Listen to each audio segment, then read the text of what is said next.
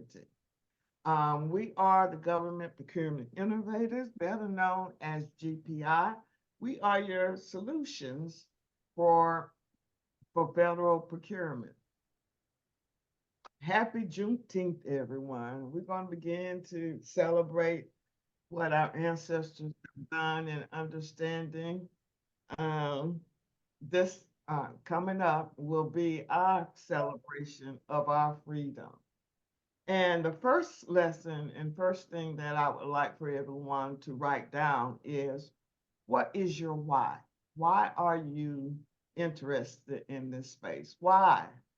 And I like to say my why is based on my father. And this is Father's Day, so I'm going to honor him as well. He was one of the first Black police officers in my hometown of Asheville, North Carolina. Um, Ended up having to sue the city for discrimination because they stripped him of his stripes. He won. And then he ran for city councilman. And while he was a city councilman, he realized there was land by the projects and felt like it needed a park. So he was able to get it funded, and now we have a park in his name. So for me, we all stand on our ancestors' shoulders. And it's important for us to keep the torch going. Somewhere along the line, there's been a disconnect in our community, and we've got to we've got to pull it back together. Specifically now, right now is the time, based on what is occurring as it relates to the politics. We can't get away from the politics, contracts, everything tend to tie together. And I'm saying this, it's because it's based on this executive order that was issued in the end of 2023, where the president has required that these agencies increase the amount of contract awards to minority-owned businesses, specifically Black and Brown businesses, so that we are able now to get in a better position to play in this space. As you can see, as of the last fiscal year that was reported, $7 billion went to SDB. So they've begun the change of trying to increase the award amount. And the goal is to increase it to 15% by 2025. I always like to start out with my background for those of you who don't know who I am. Originally, as I said, I'm from Asheville, North Carolina. After college, I went to Washington, D.C., and my very first job was with a company that was a part of the 8A program. Can you all give me a show of hands of those who are familiar with the 8A program? If not, we're going to go into more details about that program. My very first job was doing event planning with a company that was a part of that program. Every 3 years, I went with the contract to a new 8A company. I ended up going through 6 companies and ended up starting my first business in 1996. And the very first year in business, I received my first $1 million contract. Second year, I applied into the 8A program, continued to grow the business where I had almost $15 million in contracts in a very short period of time. I had 2 business partners, and that's when the problem began for me because I really didn't have a clue of what I was doing. I went from a project manager to running a multi-million dollar company with almost 40 employees. One of the partners felt like he could run up his personal expenses through the business. And the last straw for me was a $3,000 custom-made pinstripe suit with his initials going down the pinstripe. Like, you have lost your mind.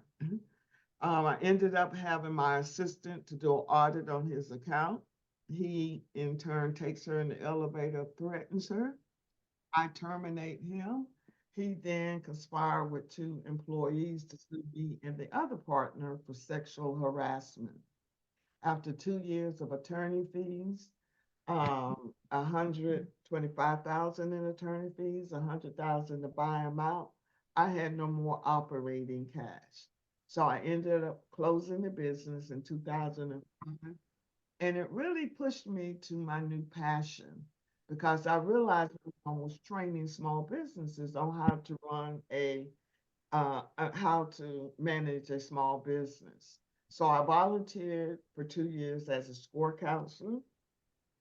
After 2 years as a score counselor, which is a resource partner of SBA, I applied for a position at SBA and I was hired as a business opportunity specialist in the Philadelphia district office.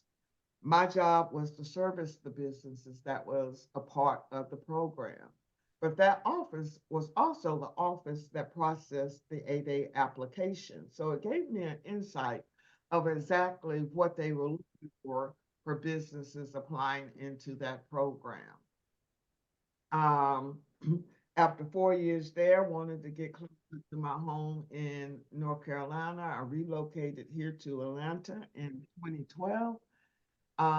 And while I was at that particular office, we were required to become certified as a contract specialist. And for me, that was the missing piece, meaning I'd run a business for 10 years.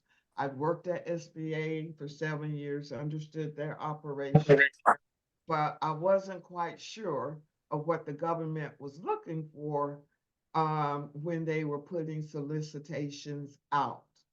By becoming certified, it showed me what steps the government took to put that bid out for you to compete on. I've trained more than 10,000 businesses on marketing to the federal government and assisted small businesses to win over, I need to update that to 1.5 billion in contracts across various industries. Based on that first book, the names have been changed to protect the innocent. I've written a book called That's Crazy, Recognize Crazy and Run.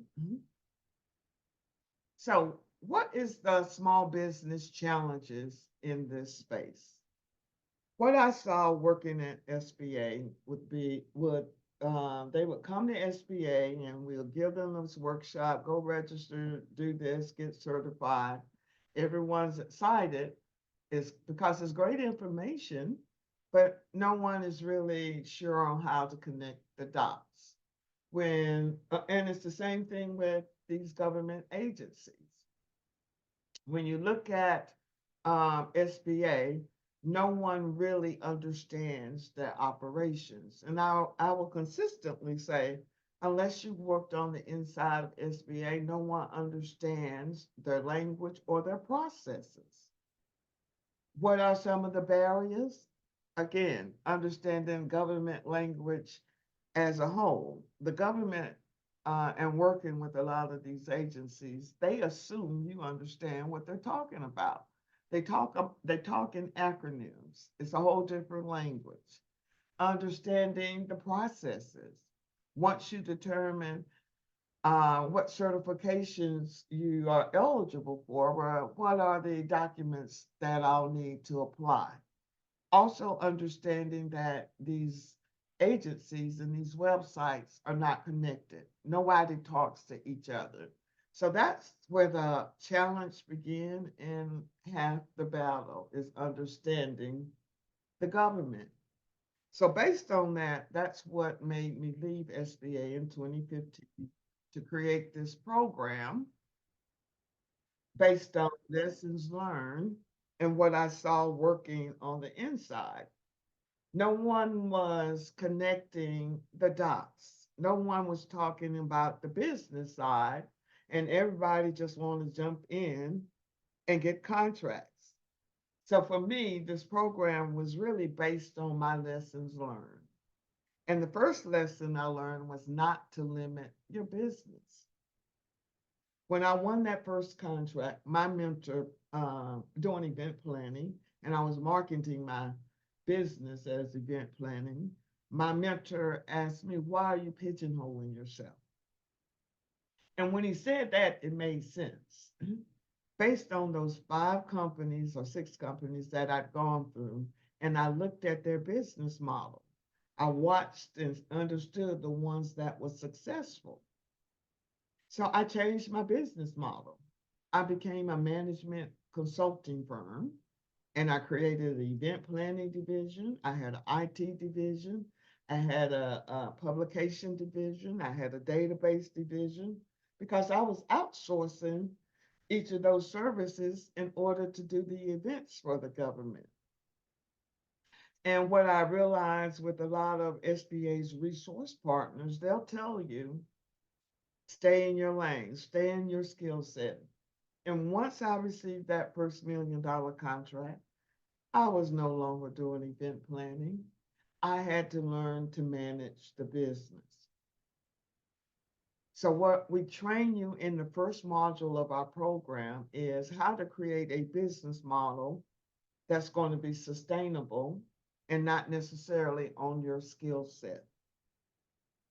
I'm going to start preaching here, so I want to make sure everyone hearing me and giving me some amens. And I want to hear that you can unmute yourself because I want to make sure you're hearing what I'm saying. Managing a business has nothing to do with your skill set. Collaboration is key. In this space, all of SBA's programs and all of these contracts require that you collaborate. So when I look at 29 people online right now, I look at that as a contract.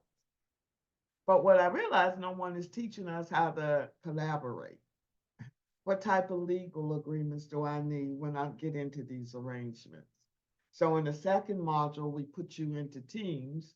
And at that stage, we're the government, because it's important for me that you understand the power of collaboration. And it's too hard to do this by yourself.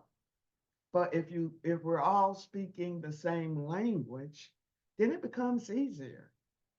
Just as the slaves knew, if only we could speak their language, if only we could read or write, we can at least make it better for the next generation.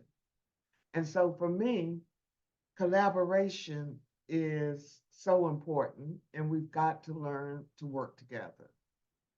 Third, we must have the infrastructure in place. What do I mean by infrastructure, someone? You can open up your mic. Anybody? What do I mean by infrastructure? Your foundation, And what do you mean by foundation? your bank accounts, your LLC, or whatever your business model is, the sole proprietorship. You need to have everything that makes your legitimate business in place. Your incorporation papers, whatever it is that's going to legitimize your business. Correct? More the accountant, Finance, the attorney. You heard I got sued.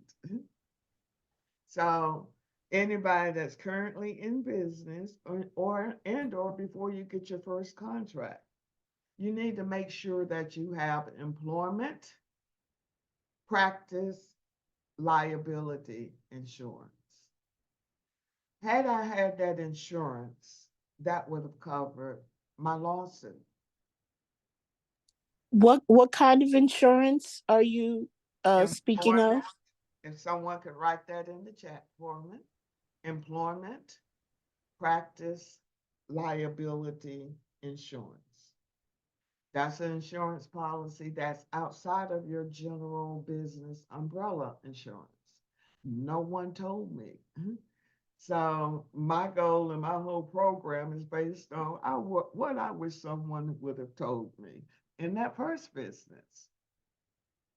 So when you look at the federal government operates on what they call a fiscal year.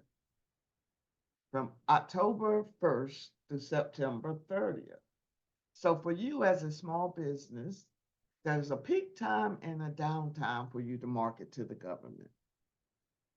The peak time to market to the government is generally between October to February or March. And what I mean marketing, meaning you're out there meeting and becoming engaged with these agencies. Because during that time, most of these agencies are operating on what they call a continuing resolution. They have limited budget. Once that budget is passed, now it becomes bidding time. So right now we're in the beginning of the end of the third quarter, beginning of the first quarter. And by September, the government is trying to get rid of all of their money. So our goal is to train you how to get in front of it, begin to build relationships, because that's what it's all about. It's still relationship driven, and putting your name out there and speaking their language so that they're comfortable with awarding you contracts. Why federal contracts?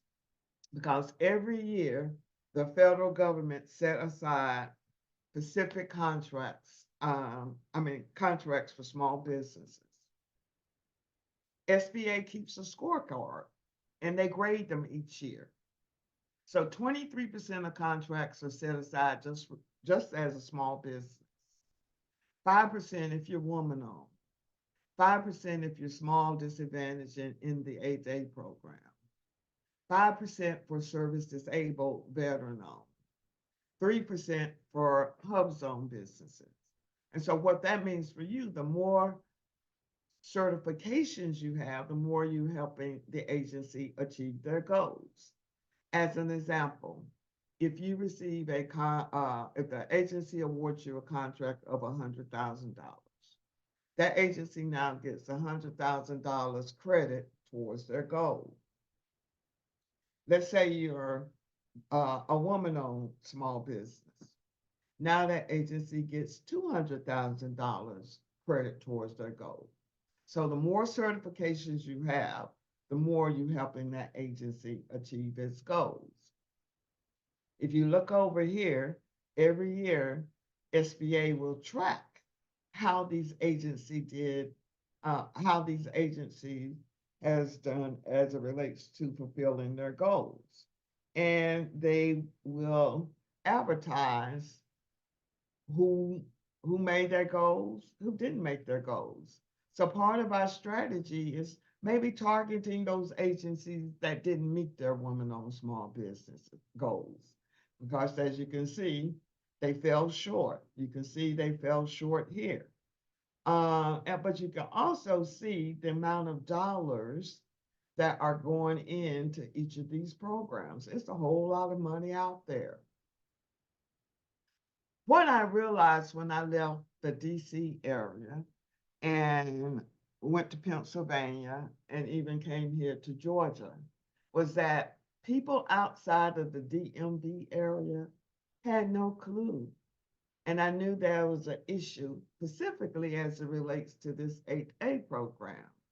And as I said, we're going to discuss that a little further along in the presentation, but that program is for minority-owned businesses. And if you look at the number of businesses in the entire state of South Carolina, it's only 46 in that program. When I look at North Carolina, it's 73. When I look at the state of New York only have 82. And to me, that's a problem. There's a problem. It tells a story. So what you see is the businesses from DMV, specifically here in Georgia, coming here and winning contracts. Because in Georgia, in the entire state of Georgia, there's only 200 businesses in Georgia. And why would people be coming here to win and winning contracts someone? What federal agencies are here in Georgia? Anybody? The CDC. CDC and 5 military bases. Wherever there's a military base, there's going to be a federal contract. Wherever there's a federal courthouse, there's going to be a federal contract. So that's the beauty of federal contract. You don't have to stay in. I'm sorry, I'm a bit confused about federal contracts. How does that help a small business? I'm not really understanding. It's helping a small business based on the set asides that they're setting aside for you. And we're going to get into the So program. you're saying they set aside money for small They businesses, set aside contracts for you to. contracts. Now, what type of contracts? We're going to go into it as I go through the Oh, okay. program. Okay. Okay. As I said, there's no competition. And what happens is the businesses from DMV, right, are coming here to Georgia to win contracts. And I use these databases to assist you in identifying a marketing strategy. And so when I started looking at the numbers, and all business and all corporations, if you think about, they create a marketing strategy around data. That's why they have the Census Bureau numbers. This database that I'm going to show you shortly is going to show you the awards that have been made just to total small businesses. And so what I did using this database was look at what was the amount of contract awards nationally to total small businesses. And as you can see here, it's 83 billion, and that's just the beginning of this fiscal year, which started October 1st. And then I narrowed it down to Georgia because that's where I'm located right now. How many of those contracts in Georgia went to total small businesses? And you can see those numbers. And then I focused on our community and how many contracts were out of that 83 billion went to Black-owned companies in the state of Georgia. And so this was the dollar value. And you can see the percentages. And so for me, the numbers don't lie and it tells a story. So this is really what's driving me and making sure that our community gets a piece of the pie. This is how we begin to create generational wealth. And so that you could see where that one billion and who was winning those contracts to prove my point. Um, these are the states that were coming here to Georgia winning contracts from these various agencies. And these were the firms in the 8A program that were actually winning contracts under that program and the dollar amount. And I'm most proud of Miss Labrisha Dawson. She started with me at SBA and she's followed the blueprint. And last year she won $1 billion contract from USDA managing all of their real estate and asset. Did you all hear me? Real estate and assets, USDA. She didn't go in under the realty information. We had her to change her realty because we don't like you to pigeonhole your business in any industry. She now to the government is Dawson Management and Consulting. Now she can get more opportunities and open up other doors. So she did the work. She did the work. So I'm very proud of her. What we realized working with SBA and many of her partners is that they'll tell you that you need to start locally. You're not prepared to compete on the federal side. And I totally disagree. Because when you're competing locally and on the state level, you're competing with a whole lot more people. I don't have to be in that state to win that contract. This is the database where opportunities are posted. Um, I, just to demonstrate the types of contracts that are set aside for small businesses. The federal government specifically have contracts that are 250,000 and below that are set aside small businesses. So when you look at this opportunity, which was a total small business set aside, um, do I need to be in Boston to compete on this contract somewhat? No, What would you do? I'm not sure, but I know you just said that you do not have to be in that state to bid on a contract. Think about it. What would you do? Wouldn't we just did hire a that. contractor in the area to perform the service?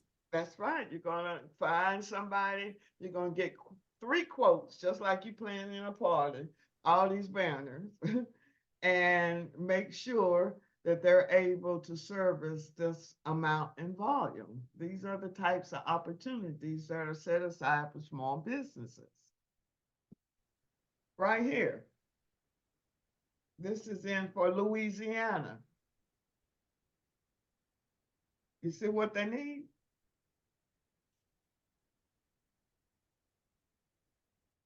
Yes. What So would your you do? business doesn't have to, you don't have to already have a business wherever you are that does this. You just kind of find this opportunity and then kind of tailor it to that. Is that what you're Right. saying? You're finding, all you're doing, all this is staffing and project management, if I could simplify this. That's why I say I don't have to know anything about that contract to win. My role as the CEO is to find the people with the skill set. That's how I make money. Is the church hearing me now? Am I Amen. opening your Amen. Amen. You are Amen. preaching. Yeah, it's a mind shift. We have to shift our mind. If you think about the system has trained us to be laborers. From the education, those degrees, we still need the degrees, but they're not teaching the MDs how to grow that practice. They're teaching them how to be doctors. So I've had MDs come through the program, and one of my MDs, she was like, I don't want to do this. She's 38. So you spent all this money for that. And she won a contract providing physicals for the National Guards. Now she's hiring doctors to do the physicals. It's shifting our mindset. So looking at this opportunity in Louisiana, what would I do someone? Subcontract for an instructor that can provide those services. 15 1 hour. I'm gonna 12 of the 15, I Zoom this. So you may need a variety of people that specialize in that area. So where would I go? Gyms. Them gyms. What's the all these chains? Planet Fitness. Hello, are y'all Bridge feeling me theory. now? Huh? Absolutely. Are y'all understanding me? This is how we begin this game. Now sam.gov is where opportunities are posted daily. Everything is every day. Opportunities are posted. It's going to get the numbers are going to get higher as they get to September, and the government does not have enough small businesses competing on those contracts. So the competition is not as high because nobody understands it except people in DMV. That's why I realized there was an issue. So when you look at HUD, every agency will do a forecast. So we talked about Live. Live is SAM.gov. That's where opportunities are posted. But every agency is going to also post a forecast. And in that forecast, they're going to tell you what they plan and when they plan on spending their money in that fiscal year. And so when you're looking at the forecast, this allows you to get in front of these contracts.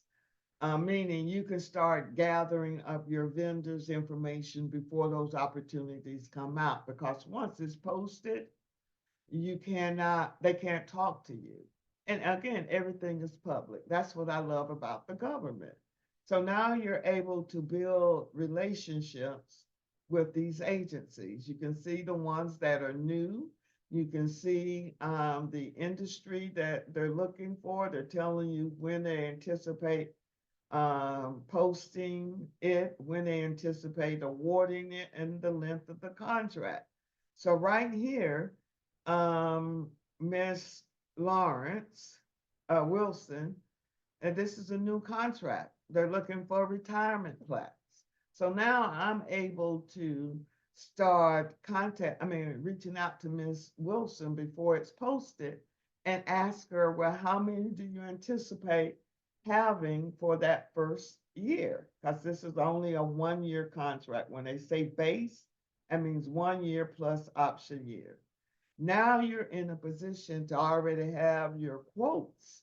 So when the opportunity comes out, now you're in a position to submit your bid on that contract. Is that making sense to everybody? Yes. Yes. Okay. How do we start in this game? In order to compete in this space, you're going to self-certify in this database called Systems for Awards Management. You can self-certify as a small business, and you can self-certify as a small disadvantaged business. There are only 4 programs that require a formal certification, meaning you're going to submit an application to SBA, and SBA has to approve you into that program. The 8A program is a business development program. It's designed to help you build your business for 9 years. The HUBZone program is designed to build communities. The women-owned is just what it is. Service-disabled, veteran-owned is just what that is. So for the 8A program, which is a program truly to my heart, because I saw the impact and the changes of many of those Black-owned businesses in Washington, D.C. In this program, to qualify, you have to be socially and economically disadvantaged. You're in this program, again, for 9 years. While being in this program, it allows you to go to any federal agency and they can award contracts to your business up to $4.5 million as no competition. That's called sole source. Did the church hear that? Yes. Amen. So what is No, a socially and economically disadvantaged firm? Like, what is that? That's next. I just wanted the church to be keen here. I'm gonna I go. hear you, ma'am. Huh? I would say go ahead, please.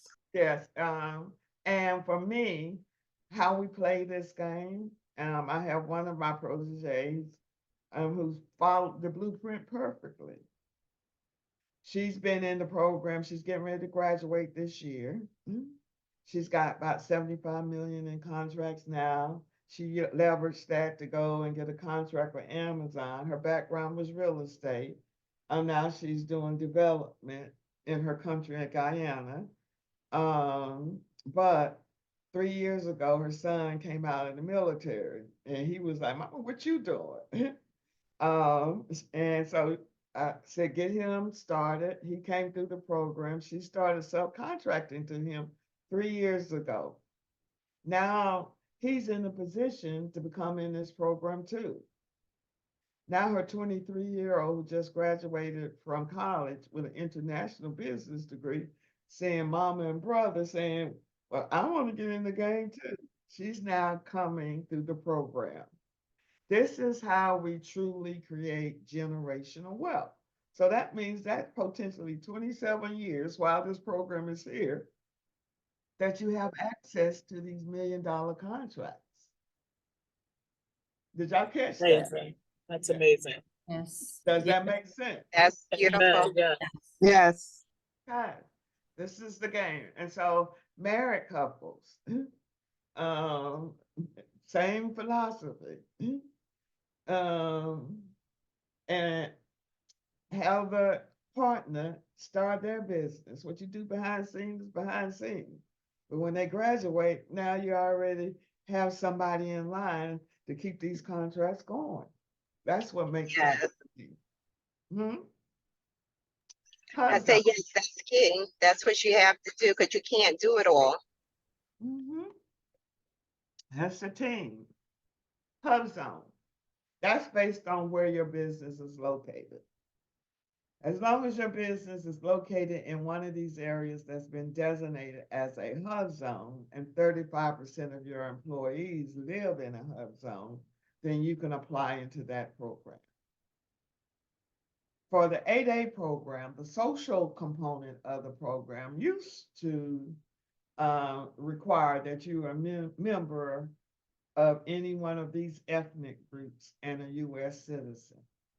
Before the lawsuit last summer, this was the qualification. Since the lawsuit, you now have to describe on how you've been discriminated in America and provide examples and descriptions. That's foolery, but I will do what we do. The economic component of this is your net worth cannot exceed $850,000 minus any equity in your home and any equity in your business.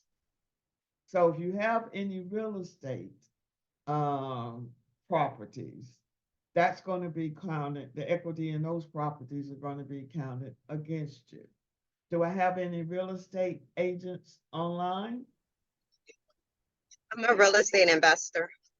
Okay.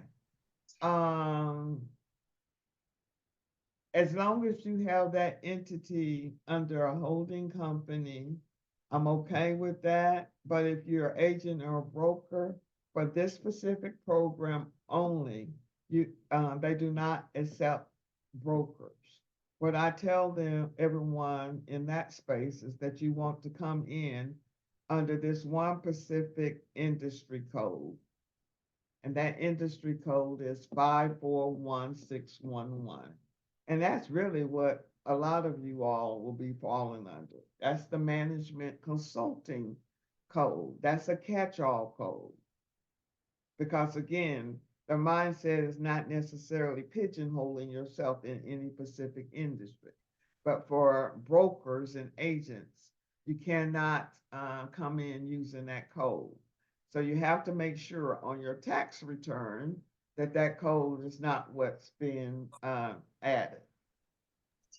Yeah, I'm not a broker or an agent. I just do real estate investments and also have a logistics transport business I've been doing for the last 5 years.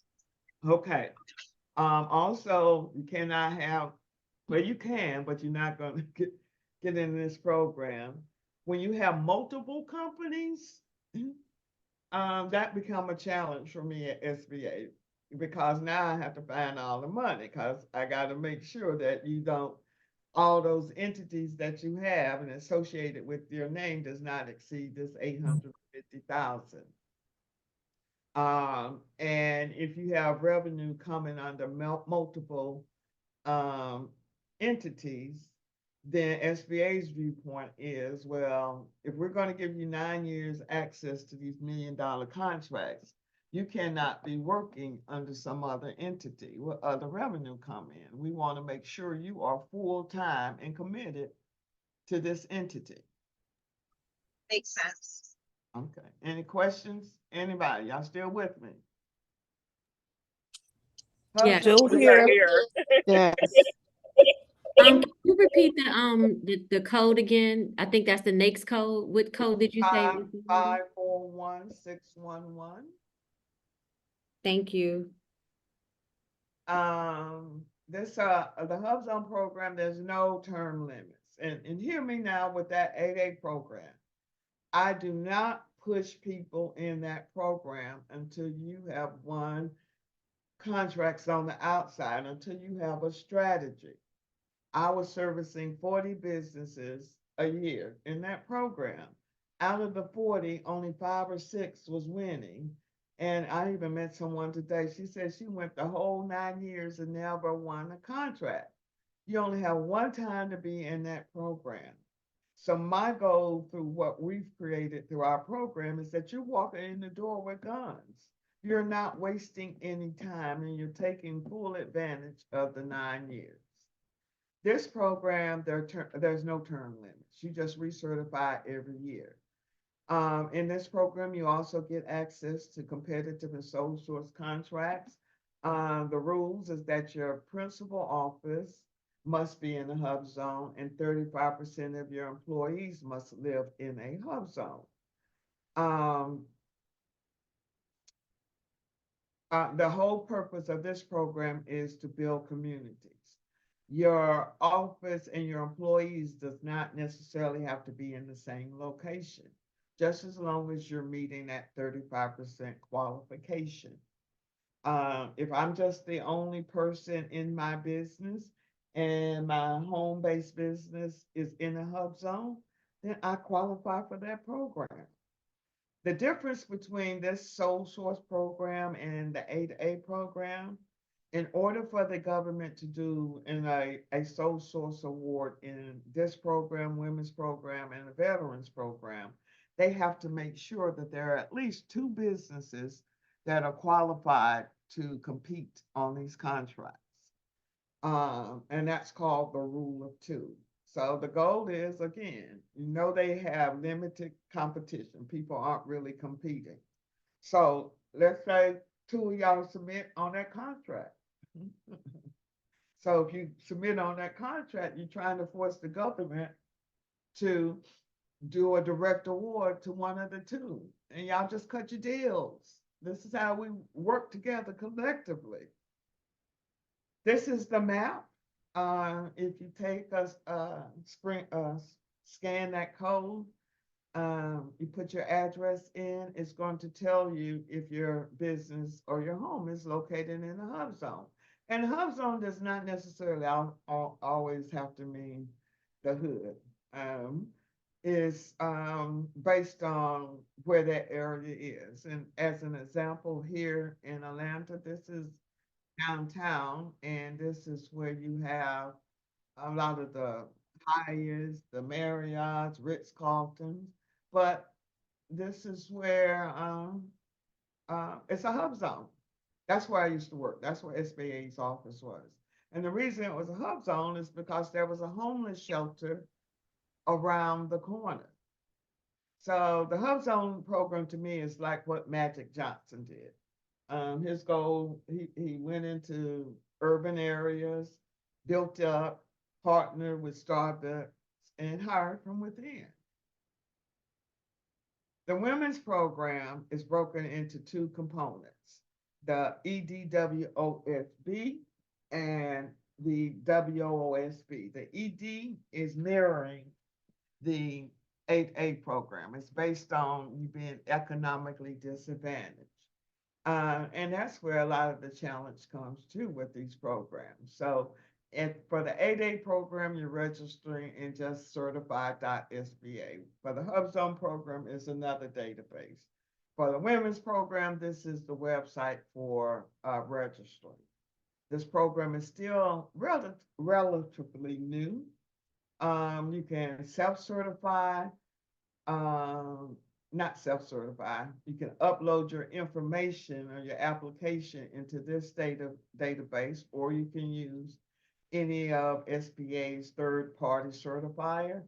And our goal is to teach you your own stuff, because all they're going to do is upload it in that database, and you just need to know what information is SBA looking for in that upload. To qualify for this program and all of the programs, all of these businesses require at least a 51% ownership. You cannot go into a business on a 50-50 relationship. Somebody has to make the decision. For this, no minimum amount of time. They require full time during normal working hours, but to me, there are ways to get around that based on the industry. If it's an IT industry or janitorial, you can get around certain things in this space. But you must manage the business. You cannot be a front. And how does SBA know whether or not you're really running and in that business? Through your tax returns and your bylaws and your operating agreements. What's your legal structure set up? Most of us start a business do not have those documentations. So coming through the program, those are some of the documentations that we're going to provide you as templates. My whole goal is I've created the blueprint for everyone. Just follow the blueprint. It works if you put the work in. The veterans program, again, do I have any veterans online? Any No, Okay, no vet. okay. The veterans program, I'm sure you all know veterans in the community. So Yeah, you're pulling them partner in, that's a veteran. you're pulling them in and helping them to get into this game. Because again, the more certifications and people I know that I can pull in, the more I'm building out my enterprise. In this program, again, you get the opportunity of sole source contracts. Now this program is under SBA. It used to, you used to go through VA, but as of last year, it's all under SBA, and you can see the checklist at this website. People get confused with all of these certifications. Everybody gets E's. If they tell you, go get all these certifications. And I really don't like the E's, but to me, the E's, you don't know who the players are. You don't know how much money they have. And on the federal side, everything is public. So MBEs, WBEs, BBEs are corporate certifications. Any corporation or any large prime contractor that's receiving federal contracts, they have to have subcontracting goals on how they're going to meet those set asides that we discussed earlier. So that's where the minority supplier diversity comes into place, because the government is monitoring and making sure if they're getting federal dollars, you have to make sure small businesses are getting a part of it. Again, these are the certifications that I just covered. The state certifications are DBEs. All of those are run under the Department of Transportation. If you have a train, like in Philadelphia, it was SEPTA, here in Georgia is MARTA, and then most counties or cities will have their own local certifications. I'm going to take you all to some websites, unless you have any questions before I go to the websites. Does anybody have any questions? Yeah, there's a question, Paula, from Sean James. Yes. And it's, so would I have to dissolve other entities I own to participate in the 8A program? That's You could potentially merge them into one. But for the 8A, you've got to be full-time under that entity. And how I would find things is through your tax returns. Your tax returns tell everything. Did I answer your question? Okay, just to give you an example. I have a question. Yes, ma'am. I'm sorry. My name is Nzinga. I have two businesses. One is a publishing business, and the other is an entertainment film company. Mm-hmm.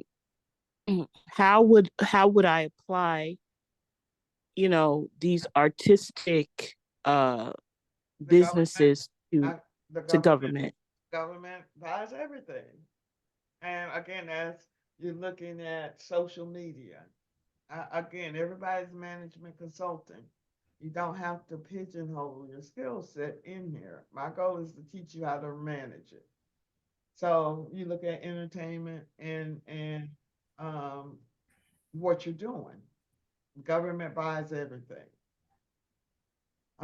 Just to give you an example, again, this is how she's changed her business model and looking at what her capabilities are. It's helping you all create a business model that's not necessarily on your skill set. When you look at this young man, I'm proud of him. He's created these divisions and he's doing medical staffing. Is he a doctor? Absolutely not. But is he selling doctors? Absolutely. And is he making money off of doctors and LPMs and healthcare ITs? Absolutely. Are y'all hearing how I'm shifting and helping you all to shift your mindset? Yes. Huh? Sir, Hmm? Same thing with Stacy. This is one of my mentees as well. Again, her first contract that she won was with CDC, managing monkeys, testing HIV in the lab. She just picked up the 10 people that was on that contract. Hello. All right, so that's a visual of you beginning to understand how you create a business model that's not necessarily on your skill set. SAM.gov, again, is the website that you use, but I don't look at SAM. I don't like SAM.gov because a lot of times you get a lot of junk when you're looking for it. I like this website better because it goes every day and shows you what opportunities are out or posted in that day. So it's posted by industry. The young lady just said she does printing. So again, the government does printing. They need a magazine. There's nothing that the government doesn't buy. This is broken down by industries, the alphabets, and parts and equipment is by numbers. So I go in every day and look at what's the government buying. This is shopping. The government buys everything. As you see there, they need a Catholic priest. I'm just going to call the archdiocese. So there's nothing that the government doesn't buy. This website, what I want to take you to, this is where all of your tax dollars are being spent. It's usspending.gov. If you go to USA Spending, anytime the government awards a contract, it's posted to this database. So this is how we help you leverage this database and create a marketing strategy based on wherever you are and who's buying wherever you're located. So you will have an understanding of how you're going to shape your business model. I wanted to show you this young lady that started with us. I think that was the beginning of COVID. And her very first contract that she won was delivering porta potties at the military. Her second contract that she won for that summer was, look at this one. The government needed a hotel space for 3 days. She found a hotel. The hotel's cost was $48,000. She put her cost in at $104,000. This was a 3-month job. Are y'all hearing me? Yes. And then if you go down here, again, they just need a 3-day meeting space. How many offers did they receive? One. One. No competition. As I say, the closer they get to September, they just, that looks good. They're just trying to get things off of her plate.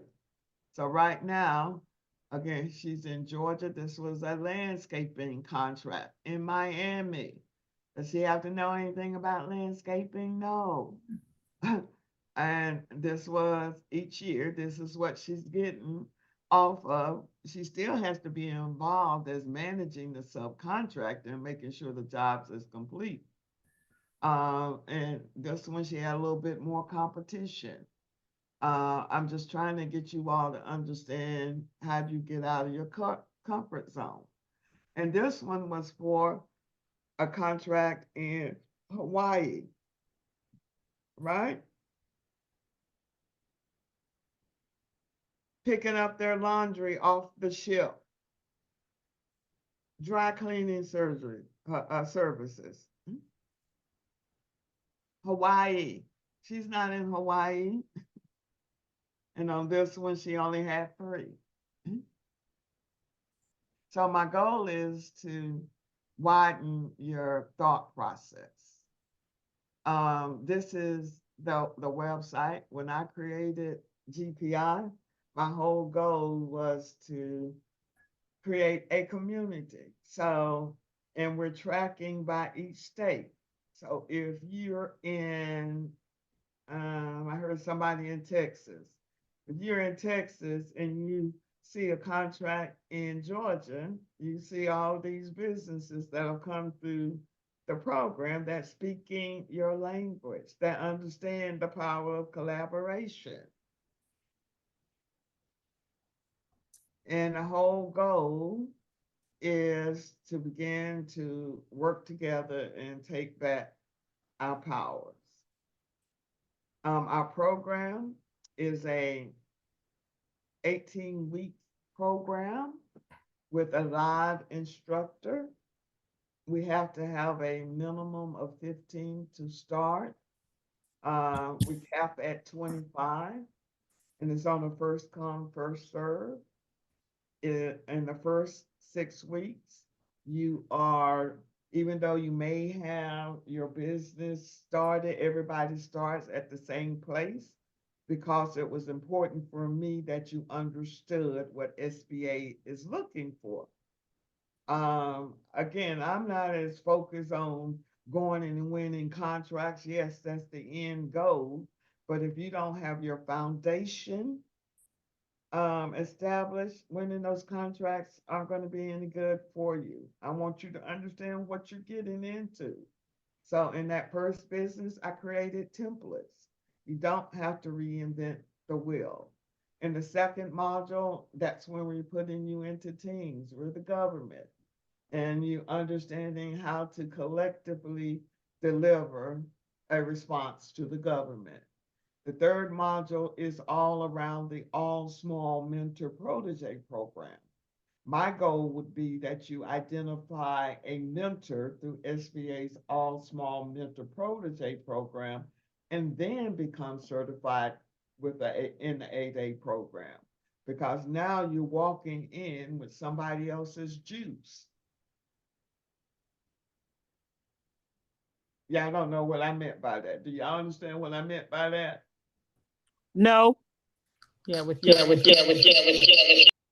What that means is that program allows a large business to come in and mentor you. And so why would somebody want to mentor me and I'm just a one-person company? Because you have access to contracts in those programs that they can't have access to it. So in that program, it's not them just coming in using you. You get to, SBA is monitoring them to make sure that you are getting the proper mentorship. And in that mentorship program, they're helping you with all of your operations. They can give you money because, again, yes, you want to jump in these contracts, but you got to finance these contracts up front before you get paid. 30 days, you work the contract. The government's good with paying. It's a small business fast pay act. They generally pay you in 30 days. But again, you get to use someone else's resources. And then we also have the business plan that is required in that program. Our next cohort is starting Tuesday, June 18th. Everything is from 8 p.m. to 9:30 p.m. You meet once a week with your live instructor. We have Tuesday office hours on Tuesday from 6 p.m. to 7 p.m.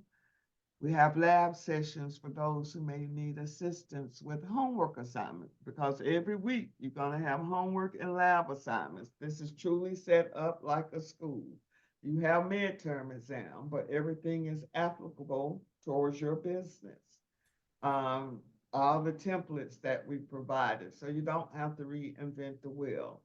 I'm most excited with Miss Thurman, who is 40 years retired from SBA, and she is a bad lady because she was over the government agencies and making sure that they received or that they cut out enough contracts for small businesses. And so my goal when I created GPI, I didn't want everything based on my knowledge, bringing all the old heads in here that have an understanding and have the knowledge. I also have a self-pace where you can go at your own pace.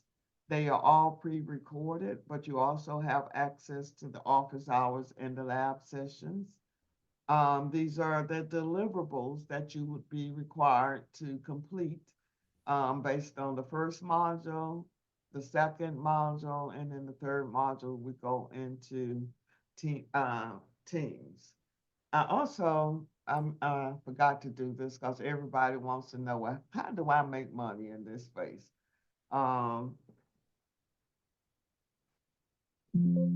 So that you'll get a general idea. And because people don't tell you this, this is generally proprietary information. This is a contract that I came in second on. I lost on cost. I passed the technical. So when you look at this contract, it was a $29 million contract. In this, and it was for event planning and processing all of their grant applications. So in here, I'm telling the government in my costs that I'm hiring all of these positions. These are positions that the government is not expecting me as a small business to have on staff. These are my team. I'm screening for the government. And they are full-time for 5 years on this contract. And I'm giving each one of them a salary, and this is their hourly rate each year. The government understands that I have to provide benefits. So they're going to reimburse me for each of those employees' benefits. The government also knows that I have overhead spent, my rent, part of my salary, the partner's salaries came out of that pool of money. The government's going to reimburse me. And this right here are all the pass-throughs. I had a subcontractor, that was their cost. I also had another pool of cost money that the government was reimbursing me for, and that's what they call G&A, or general administrative expense. And I needed a full-time bookkeeper because I had to travel so many people, and her salary came out of there. Some of my salary came out of there. The partner's salary came out of it. And after all the expenses were paid, this would have been my profit on that contract per year had I won. Just making sense to everybody. Yes. Yeah. All right. Yes. So what's some takeaways? What did y'all hear? I've been preaching to y'all all afternoon. What did y'all hear? That the opportunities are out there. Yes. More We important, don't have to be an expert in one particular area. don't have to be an expert. Okay. And that you have to have a business model set up, and that you can do corporate partnerships and mentoring. No geographical restrictions. No geographic Collaboration is key. collaboration. I'm loving y'all. Y'all was listening to me. Doesn't this make sense to y'all? Yes. Yes. Yeah, it makes sense. Yes, it makes perfect sense. Thank you. Again, Bob, I had someone that was in IT. Their first contract was providing stylists, barbers at the federal prison here in Atlanta. 3 days a week. I mean, no. Wait, what? Providing Stylists, barbers? barbers at the prison. What? They had to go on Now, Monday. but that's the language that I'm talking about, because working in entertainment, I'm a makeup artist. So I have my publishing, and the books that I'm publishing are pertaining to assisting other makeup artists and people like that to come into the industry. But you're talking about barbers. Everybody that you work in the industry, from the videographers, the photographers. There's an election coming up every year. Every time they have an election, they changing the president's pictures. They're banned True. during the inaugurations. Cause I'm on a retired with Scotty and they out there working. And those in the industry have been out there in the entertainment. That's why I love what Malik did. Malik understood that, yes, I've been out in this game for 30 years. I'm an actor, but it's still a job. He's not controlling that. So he's controlling his own space and using the same vendors that you're working with. Yeah, Malik and I went to high school together, and we worked together in the film industry. So it's the same people. Yes, the same people. That's what he said. Mark up on. You're just gonna mark it up. You're just gonna find opportunities, and just get out of your skill set. Get out of your head. That's the biggest challenge that I found with people entering in that first module. Is people are challenged getting out of their head, or they're fearful. They're scared. I have people come through the program. That's why I don't guarantee it, because you got to do the work.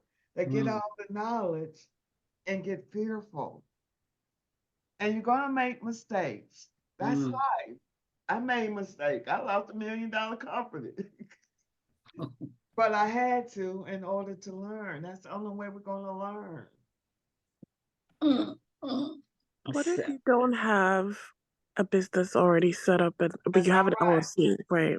That's why everybody started at the same place, because everyone that started their business, half of them don't have it set up right and don't know what SBA is going to be looking for when they start applying into the program. Or they've started their business on their skill set. And we don't want you to pigeonhole yourself in the skill set, or your skill set or your business name. So that's part of the process. We teach you and have to approve your business name, because I don't want you to pigeonhole yourself. They're the largest buyer in the world. Why would I pigeonhole myself? Right. That makes sense to me. So the class starts on Thursday. Let me go Tuesday. Tuesday, I'm sorry. And if you bring in a second person, that second person is $1,000. You can combine the two. So y'all can connect even online, collaboration to split the cost. That's my goal. And in the end, my goal is to get the corporation or the government to fund this. So we don't have to, you all don't have to, but right now I'm still in business and I have people I have to pay. But our goal is to get you in the game and to change one person, one family, one community at a time. That's my why.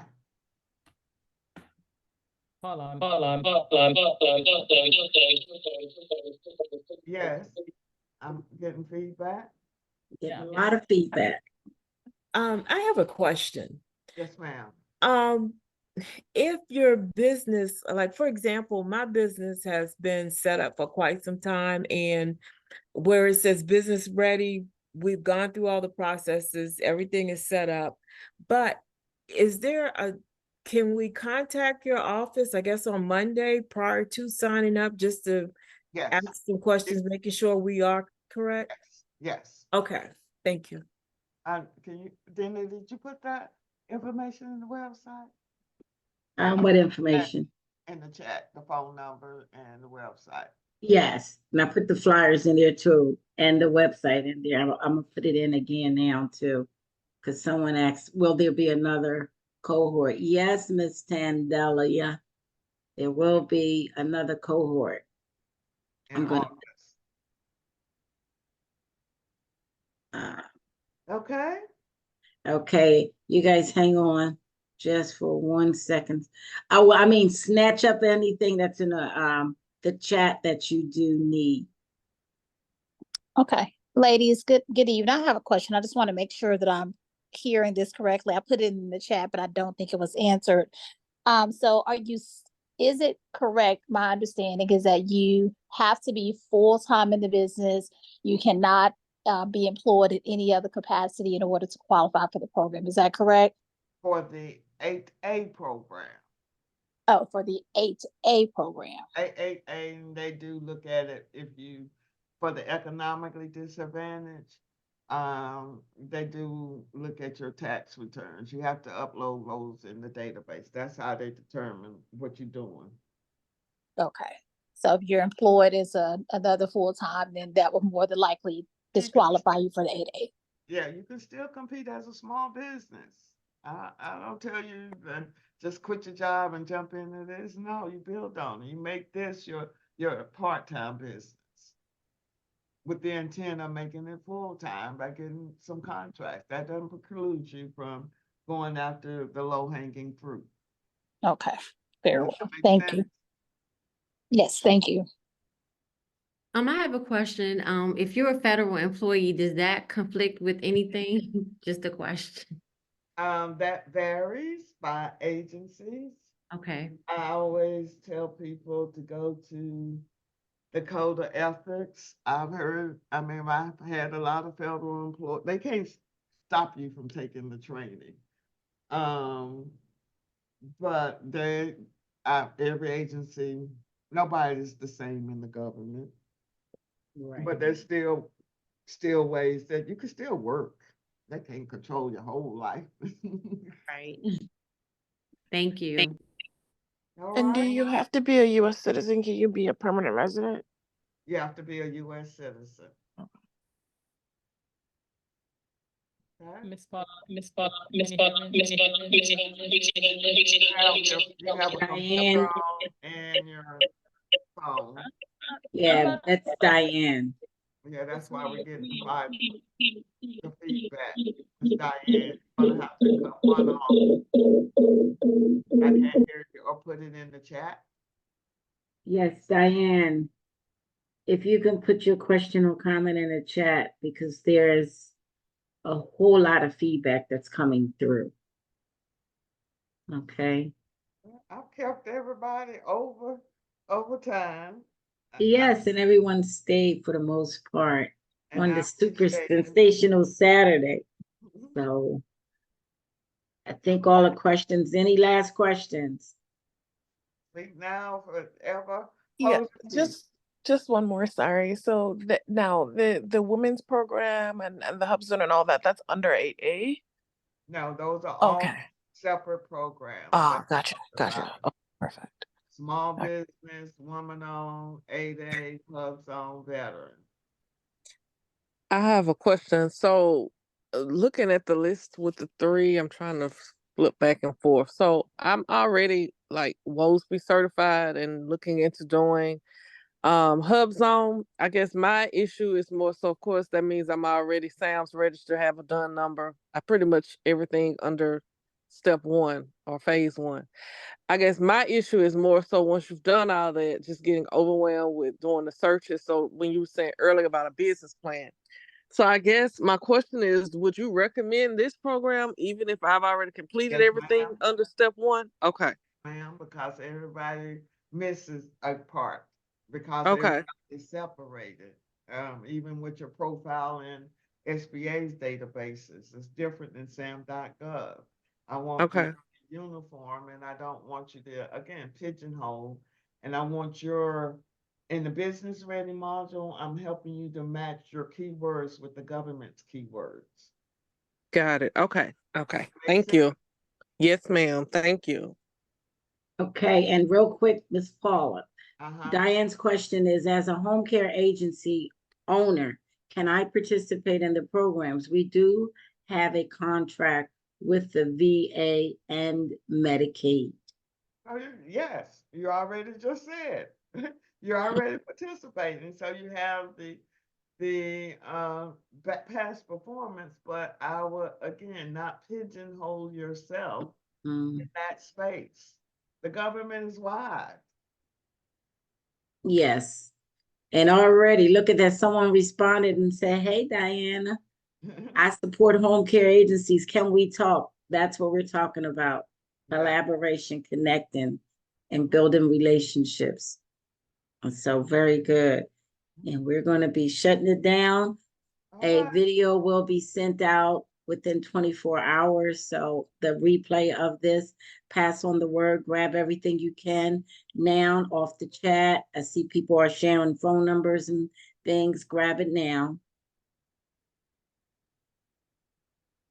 And we hope to see you on Tuesday. All right. Thank y'all. Happy Juneteenth. Thank you.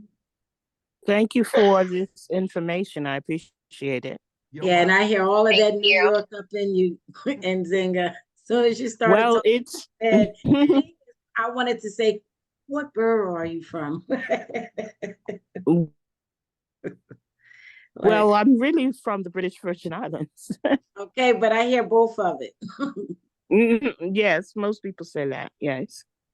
All right. Okay. Well, have a great evening. Make it a wonderful winning weekend. And we are signing out.